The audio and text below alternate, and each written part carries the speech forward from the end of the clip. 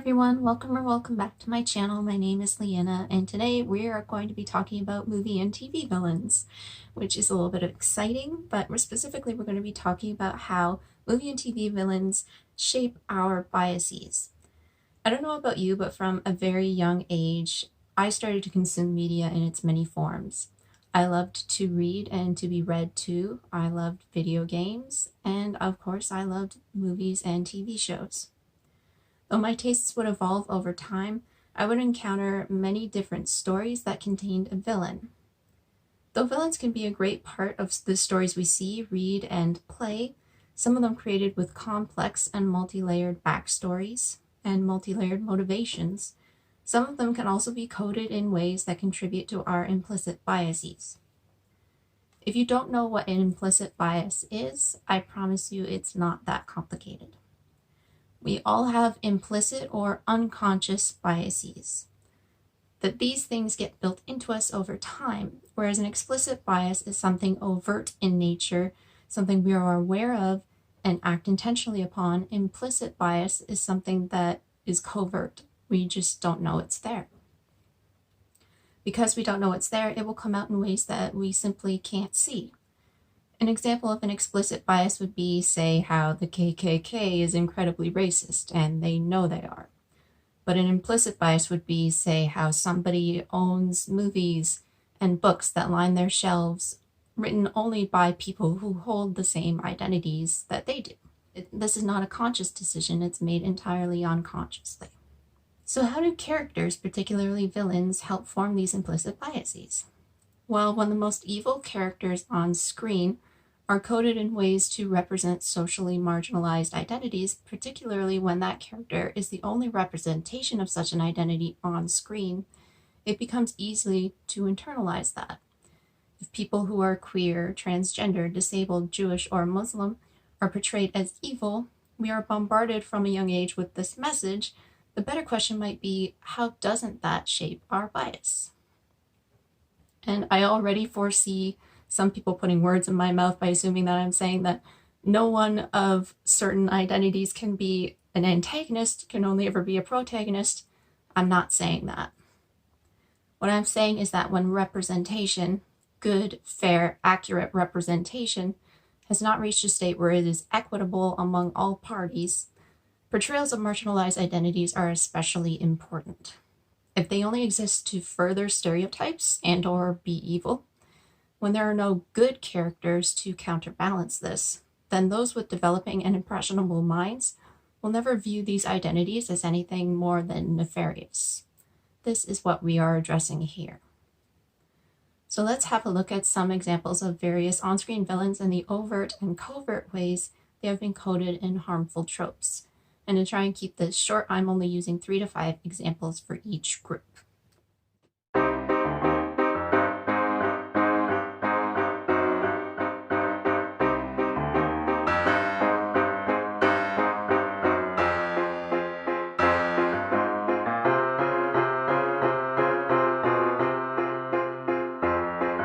Queer and trans-coding villains often relies on over-the-top stereotyping.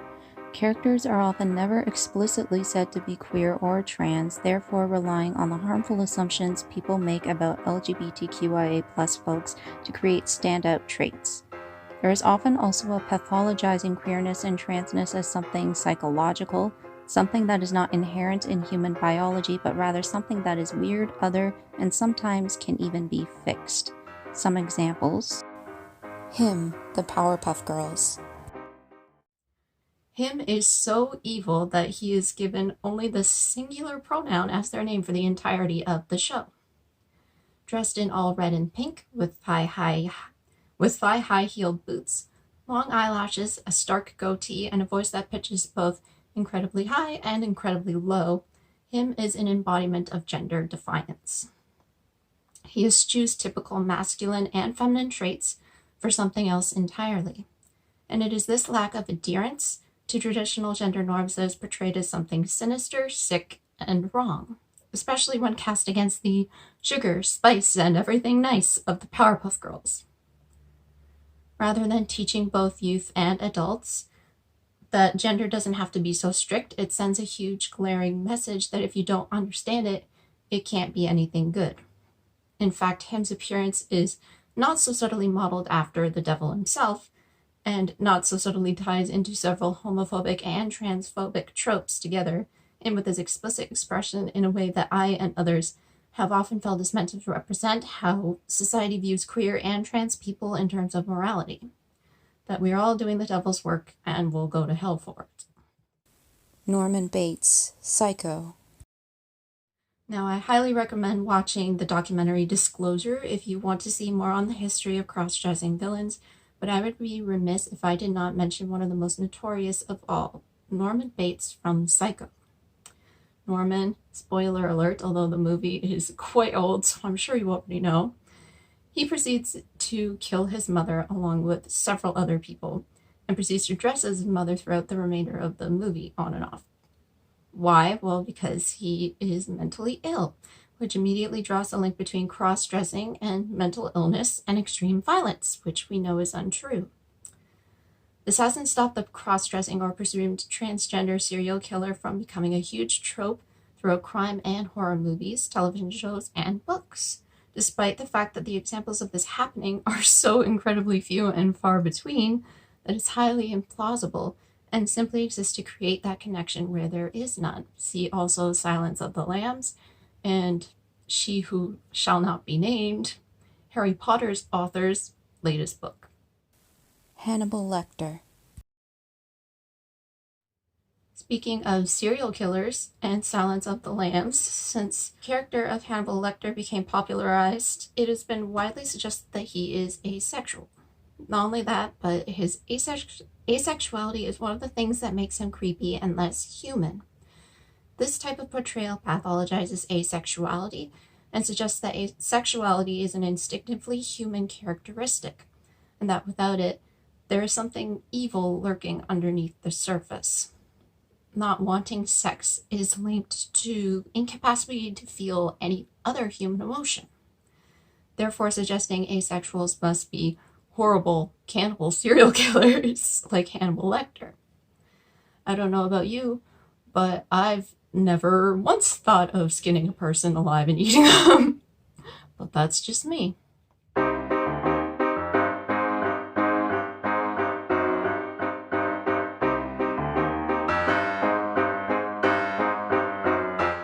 Perhaps one of the biggest things about Arab and Muslim villains is the fact that different ethnicities and religions are treated so interchangeably. Islamophobic tropes are the default, despite the fact that not all Arabs are Muslim. In fact, only about 12% of the world's Arab population identifies as such. This creates a massive monolith under which to further paint many different and unique communities as one, and label them as all the same, and that sameness is a portrayal of evil. Edward Said, who created the term Orientalism and wrote a book about it, described one of the core dogmas as the viewing of Orient as a single monolithic entity, which further widens the gap between Orient, irrational, undeveloped, and inferior, and Occident, rational, developed, and superior. Examples include Jafar, Aladdin. Close your eyes, spin around, and point to any of the old Disney back catalog. You're sure to find something racist there. Aladdin is no different, with both many racist undertones and sexist undertones throughout. For example, both Aladdin and Jasmine are portrayed as having much lighter skin and Americanized accents, whereas the villains of the movie, Jafar included, are much darker and have Eastern accents. Whether this is a conscious decision or not, I'll never know, but the messaging is clear, saying that lighter is good, darker is bad, American is good, and Eastern is bad. Jafar also plays into several other troubling tropes that, while they would be fine under any other circumstances as a villain, come across as stereotyping religious and ethnic backgrounds, particularly his strong distaste for women, to the point of wanting to control and oppress them. This feeds harmful theories about Arab and Muslim countries and is a trend we would see moving forward in movie and TV. The Crimson Jihad, True Lies. This is perhaps one of the laziest depictions of villainy we'll see on this list.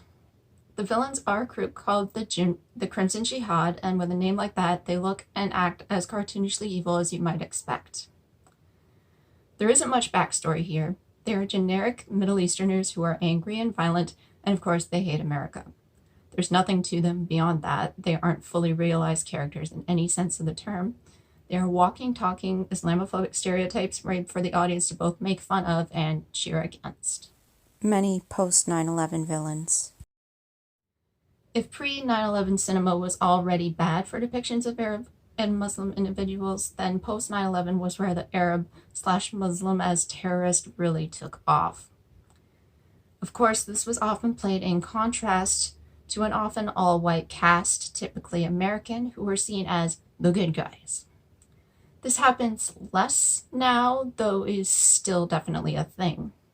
Movies and shows like this include 24 and Homeland, Tyrant, Taken, both 1 and 2, The Hurt Locker, World Trade Center, 7500, and so many more. Muslims have been bearing the brunt of violent attacks for decades, thanks to the belief people have that they are violent. Movies and shows like these do not help.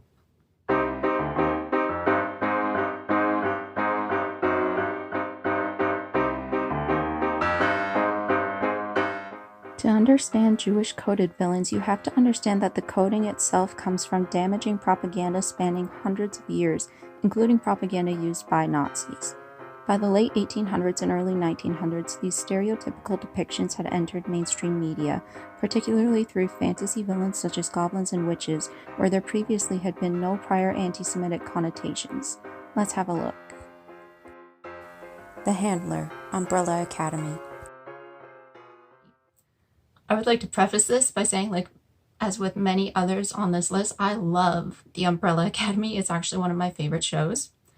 I also frequently criticize the things that I love because they're not without fault and should never be put on a pedestal. This show is one of those things. The Handler is played by Kate Walsh. She's a time traveler, much like Number 5, but she's really not a great person.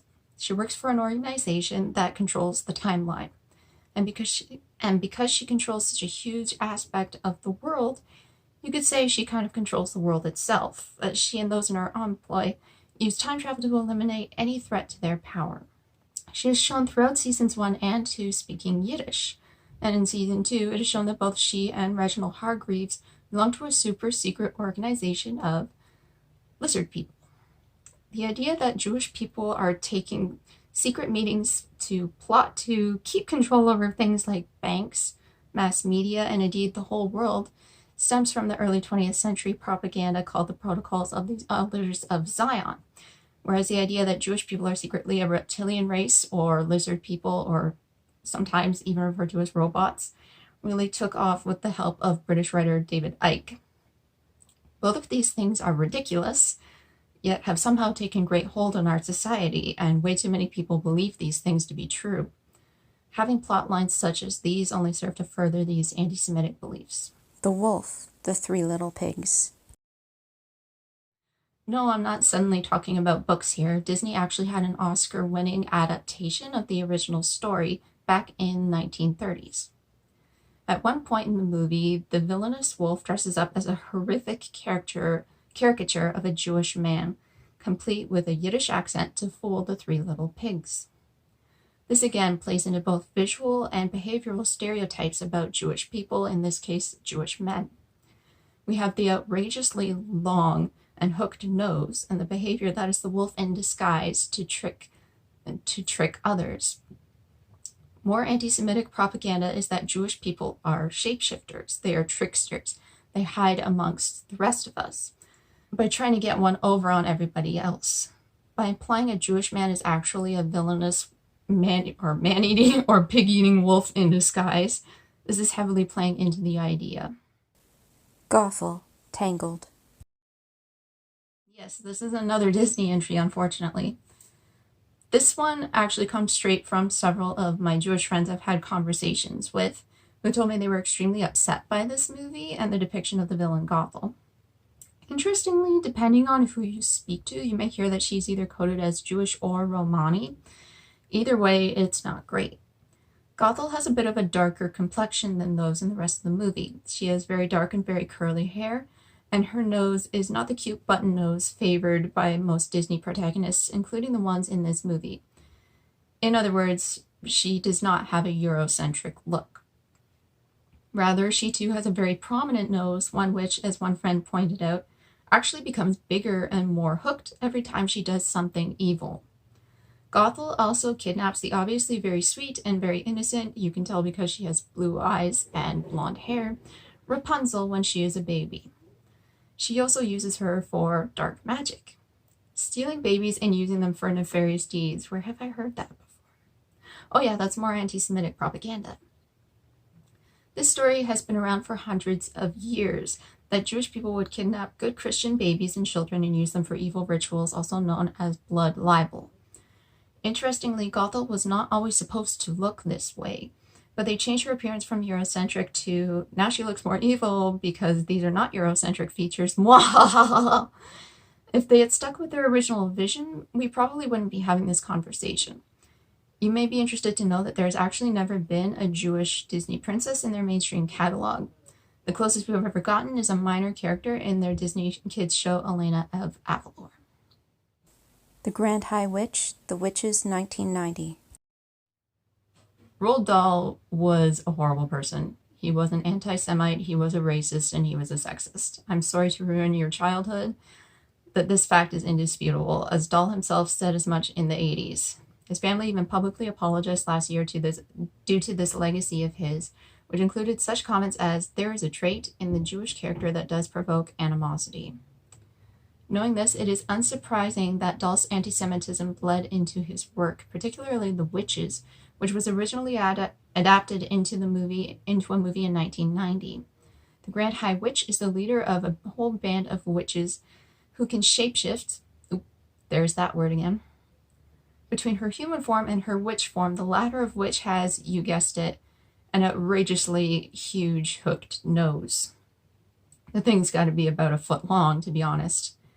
So the witches transform and hide among the rest of the population and use their enormous wealth to buy the trust of good little children, then plot to kidnap and poison the good little children. That's a lot. Basically, every bit of anti-Semitic propaganda we've been talking about so far has been working up to this. We've got the visual stereotypes, the idea that Jewish people are wealthy and control large hoards of money, that they hide and shapeshift in plain sight, and they steal children to perform misdeeds. And the cherry on top, of course, was Dahl's previously mentioned sexism. A witch is always a woman. I do not wish to speak badly about women. Most women are lovely, but the fact remains that all witches are women. There is no such thing as a male witch. Maybe the 2020 remake would fix things?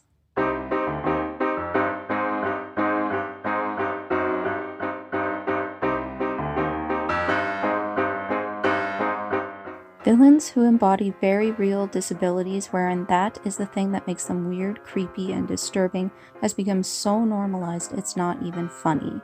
Such as The Grand High Witch, The Witches, 2020. No, the 2020 remake did not fix things. So 1990's The Witches was highly anti-Semitic. The people who made the remake seemed to know this was a problem going in and tried their best to avoid this. Problem is, the Grand High Witch in the remake is now portrayed as having a very real disability, a disability which more than 2,500 children per year in the US alone are born with. She's missing several fingers and toes. The ones that are there are heavily elongated. This is called a limb difference, which affects many disabled individuals from birth due to congenital conditions. By exaggerating the hands and feet in many of the scenes, making it an integral part of what makes the Grand High Witch's physicality scary, many people ended up having to start conversations with their children after watching the film to explain that limb differences are not in fact creepy, they don't make you a witch or evil. If this is a conversation that actually needs to be had after watching a movie, then I think we have a problem.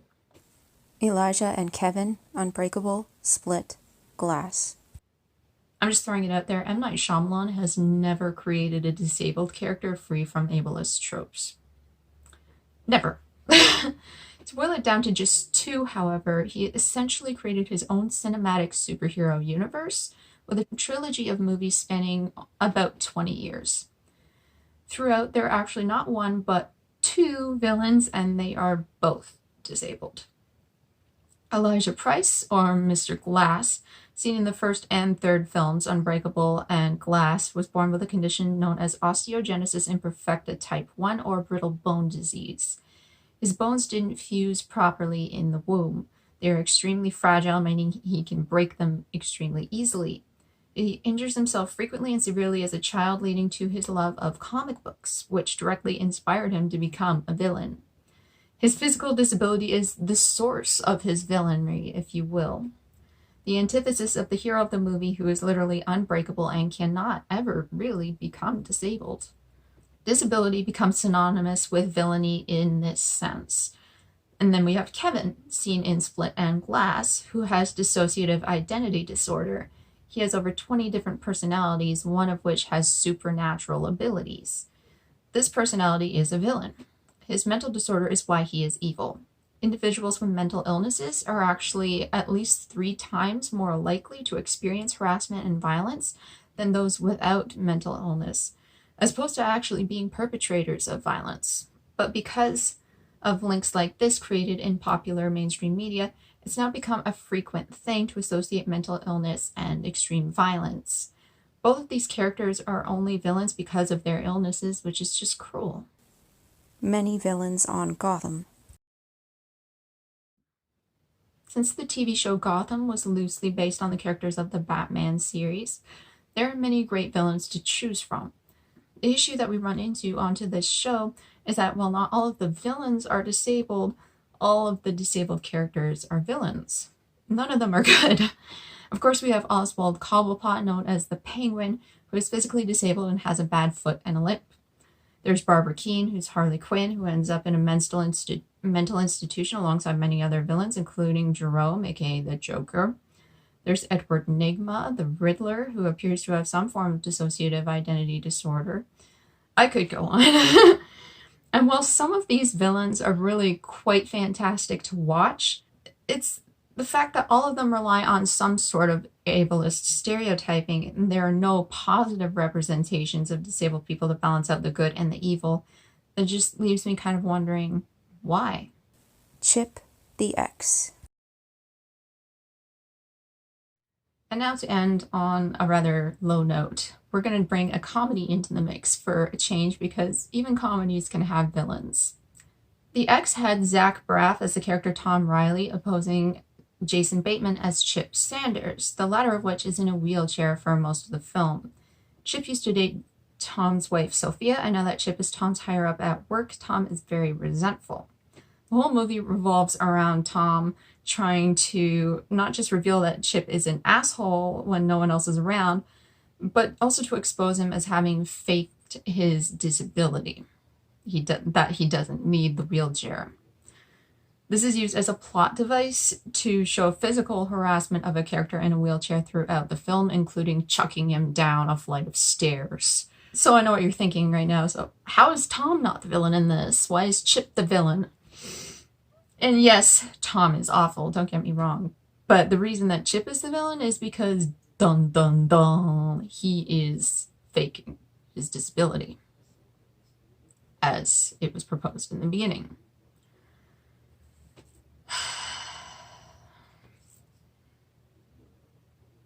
I just can't.